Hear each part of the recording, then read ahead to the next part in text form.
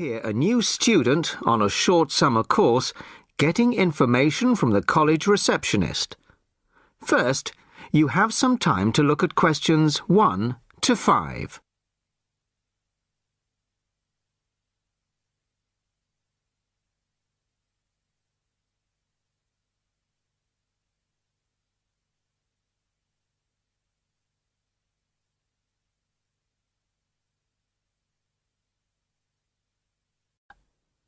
Now the test will begin. You should answer the questions as you listen, as you will not hear the recording a second time. Listen carefully to the first part of the conversation and answer questions 1 to 5. Sorry to keep you waiting. OK, here's the information you need. On the first page, there's some info about the college, the facilities, the courses on offer, etc. Then, on these blue pages here, there's an outline of the social activities. You see there, OK? Yes. Now, this part of the booklet here, the yellow pages, that's the main program starting at 9 a.m. tomorrow. 9 a.m., OK. So all the new students will be gathering in Herville Hall at 9 o'clock. Sorry, where? Herville Hall. I'll spell it for you. It's Hervill, and then Hall for hall, of course. It's the big white building by the entrance. OK, I've seen it. Right. Anyway, you'll be in there for an hour. First, the Director of Studies will explain the various courses we offer and the requirements for them. Then for the second half hour, the social organiser will tell you more about the social program and Saturday excursions. Is that all clear? Yes, I think so. Then where do I go after that? Yes, OK. After the talks in the hall, there's a break. And then at 11:15, go to classroom 4 to have a placement test. 11:45. This placement test is to find my level in English? Exactly. Then, after the test, all the new students are invited to a special welcome lunch. In the cafeteria? No, not for the welcome lunch. It's in a restaurant near the school, an Indian restaurant. Oh, OK. I don't think I've ever tried Indian food. Do you like spicy food? Yes, I do. Then you'll love Indian. Before you hear the rest of the conversation, you have some time to look at questions 6 to 10.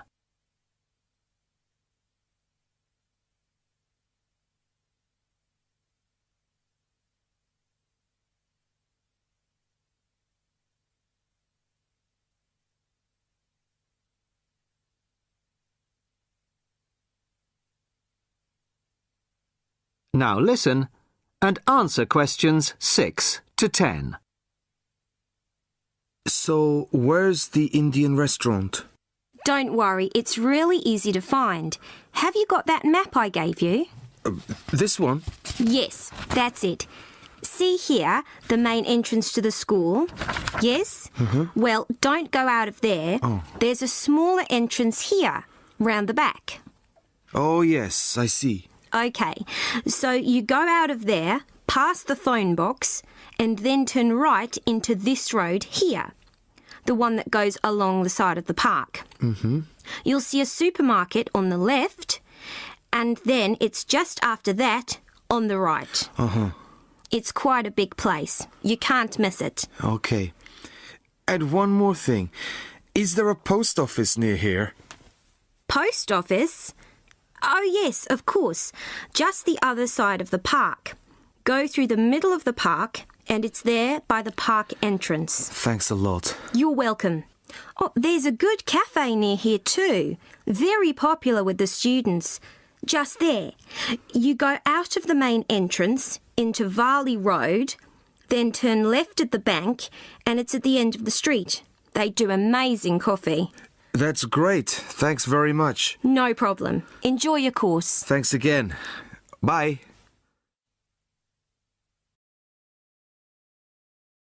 That is the end of part 1. You now have half a minute to check your answers.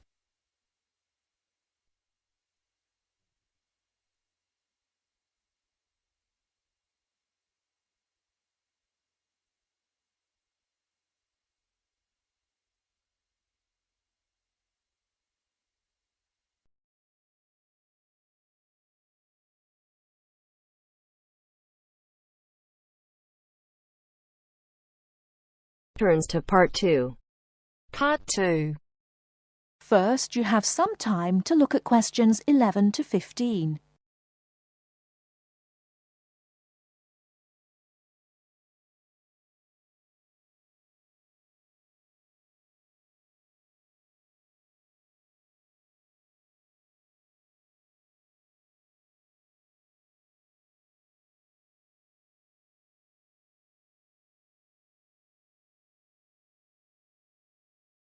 Now, listen carefully and answer questions 11 to 15.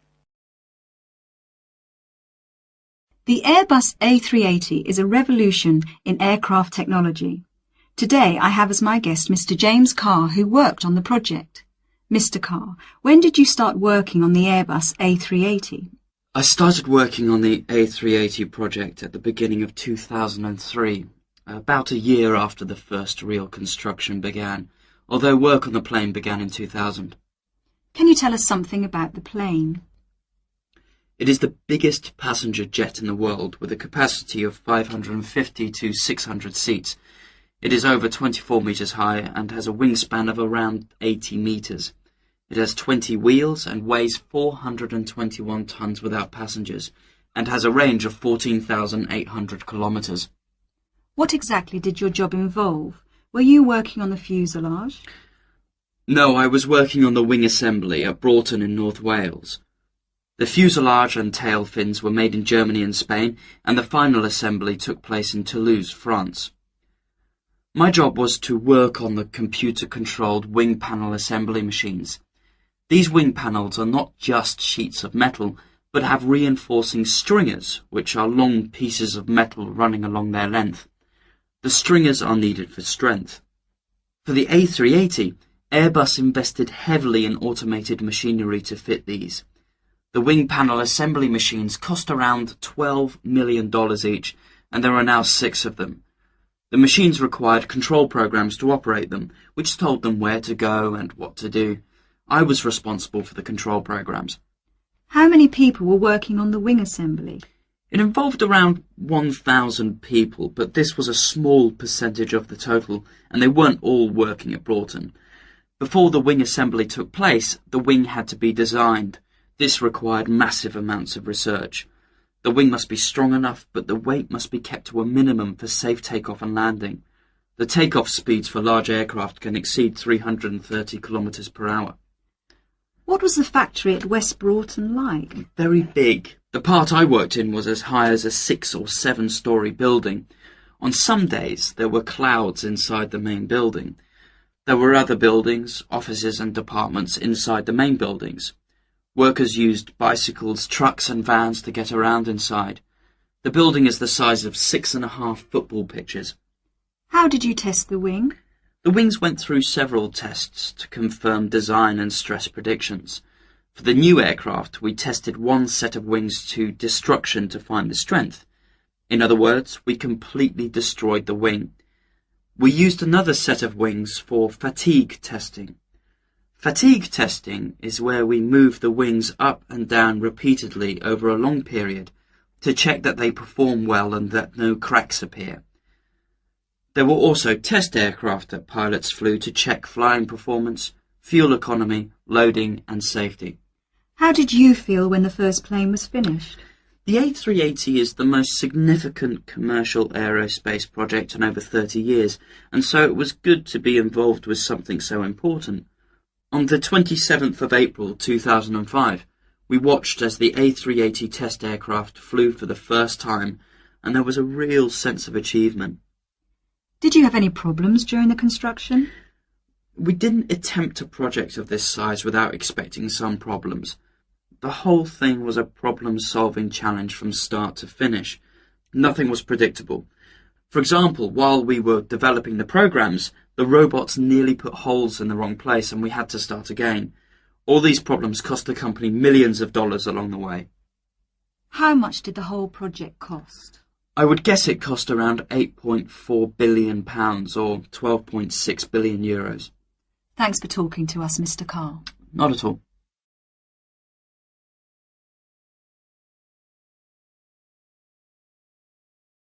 Before you hear the rest of the talk, you have some time to look at questions 16 to 20.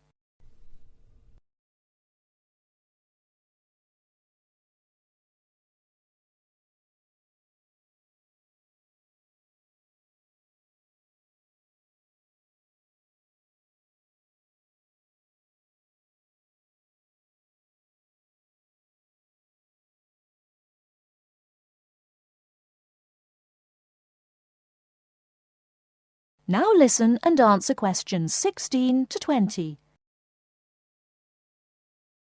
Welcome to Eurostar International Customer Relations. For English, please press 1. Thanks. Your call will now be placed in a queue and answered as soon as an agent becomes available.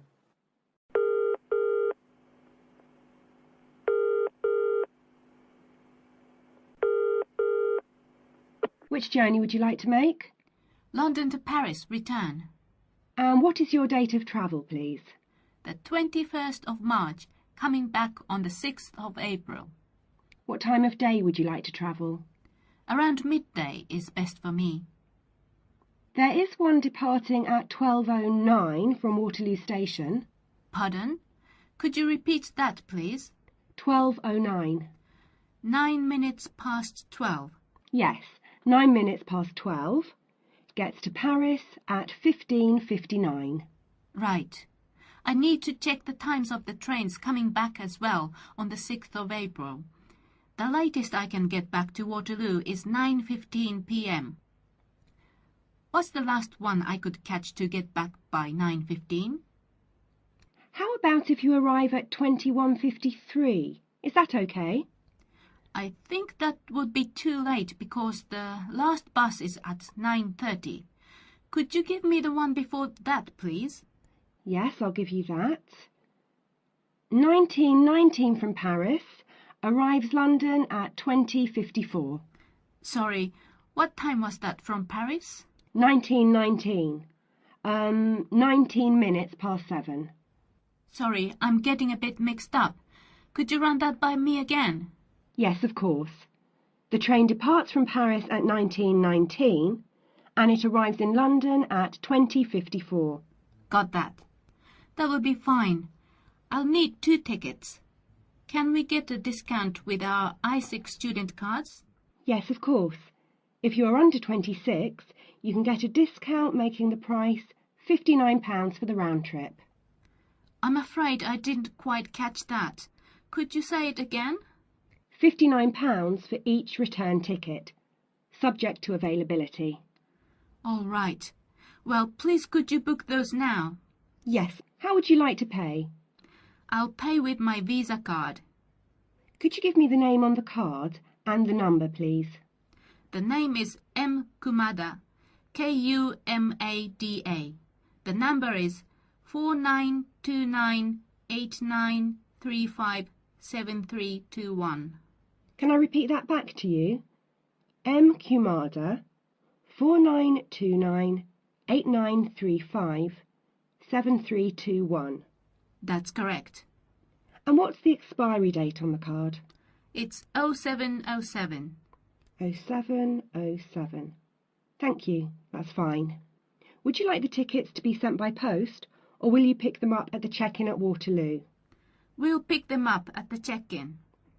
Please remember to bring proof of your age with you when you travel. Just one more thing, please. I am from Japan, and my friend is Chinese. Do we need visas to travel in Europe? I'm afraid I don't know. You'll need to contact the embassies of the countries you're going to. All of them? Oh dear. Thank you for your call. Goodbye. Goodbye. That is the end of part 2. You now have half a minute to check your answers.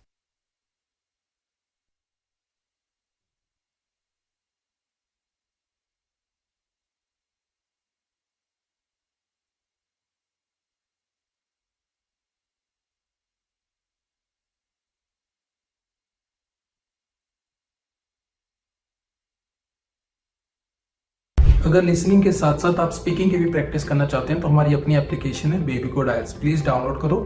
App store और play store दोनों पे available है और link description में भी हमने डाल दिया है। यहाँ पे आप एआई टीचर को जितने चाहें उतनी बार स्पीकिंग टेस्ट दे सकते हो, जब चाहें तब, कोई रिस्ट्रिक्शन नहीं है।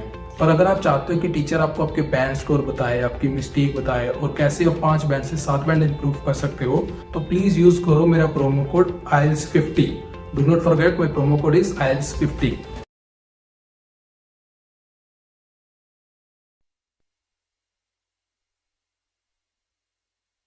Now turns to Part 3. Part 3. You are going to hear a lecture about the Miners Hotel. First, you have some time to look at questions 21 to 24.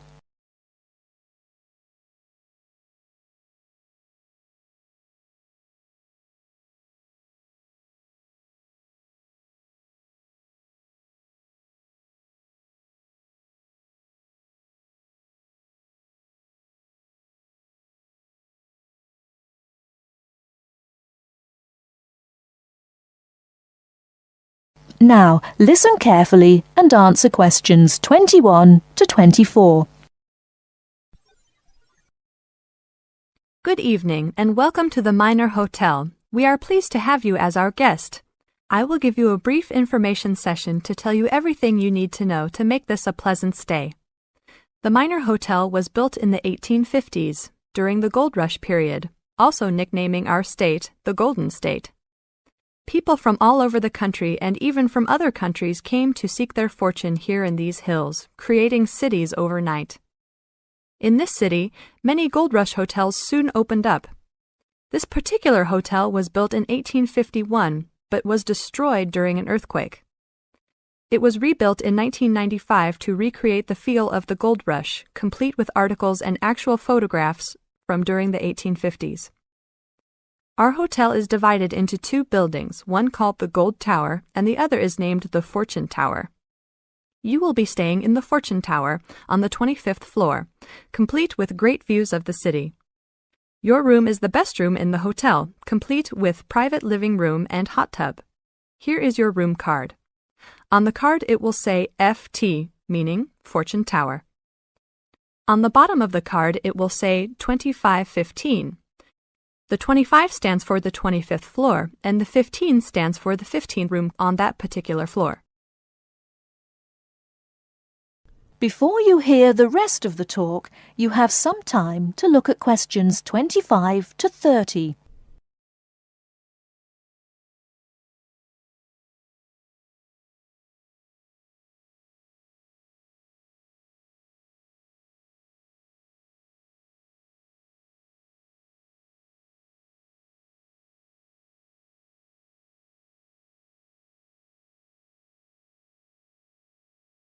Now listen and answer questions 25 to 30.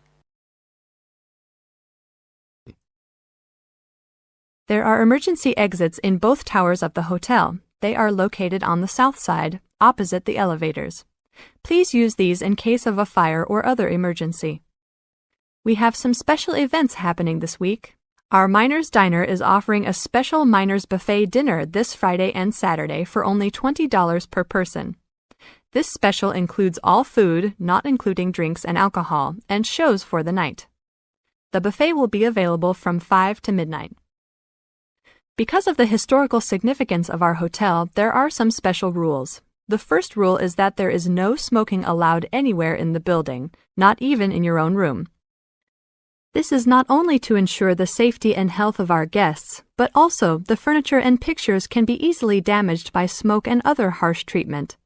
Please remember that there are items of furniture over 100 years old here, so respect the rules by not smoking. Secondly, please do not take pictures using a flash of any of the drawings and paintings in the rooms or hallways, as they are old and fragile. We are doing our best to preserve a national treasure, so please help us in doing so. Lastly, you will only have one set of towels and bed sheets per 3 days. This is to conserve the water supply, as there are frequent droughts this high up in the hills. If there are any further questions, the staff of the hotel will be available to answer your questions. In the event that no one is able to answer your questions, I will also be available from 8 a.m. to 5 p.m. each day in the concierge. I hope you enjoy your stay here with us. Thank you very much. That is the end of part 3. You now have half a minute to check your answers.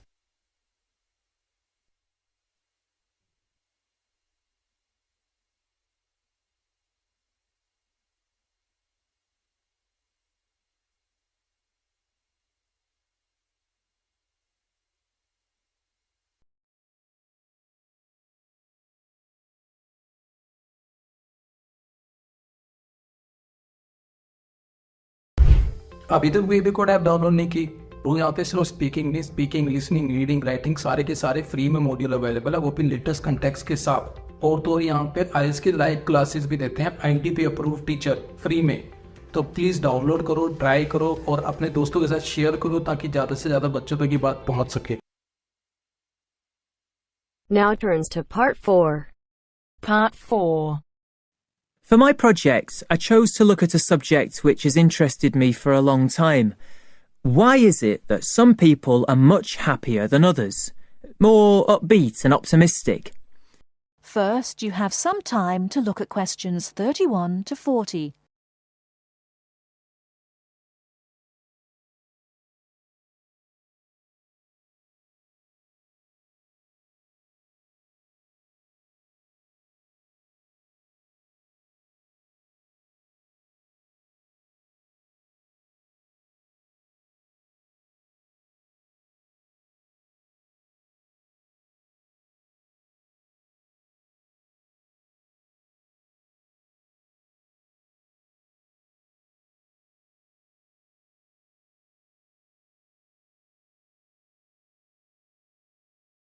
Now, listen carefully and answer questions 31 to 40. For my project, I chose to look at a subject which has interested me for a long time. Why is it that some people are much happier than others? More upbeat and optimistic? I should say that I regard myself as a very happy person, and so are most of my family, as far as I know. But that wasn't the reason why I chose this project. Some people think that nowadays we're becoming more depressed than we used to be, but I'm not convinced by that. And I came across some interesting research which tries to look at the subject from a positive point of view. It emerged from a movement called the science of well-being. And I decided I wanted to investigate it for my project because it involves several different types of factors. It can be viewed not just from the mental or physical side, but also from the social perspective. Now, in a large-scale study of several thousand people of different ages, researchers found 3 main characteristics which appeared again and again in people who identified themselves as happy. The most significant factor was that you don't have to be someone who does something brilliant, discovers penicillin or composes a symphony, for example. But happy people do seem to know what their strengths are. This enables them to make the best of themselves and not to dwell on what they're doing badly. Another striking finding was that happy people tend to be very curious, not about family gossip or things like that, but about larger issues, like current events.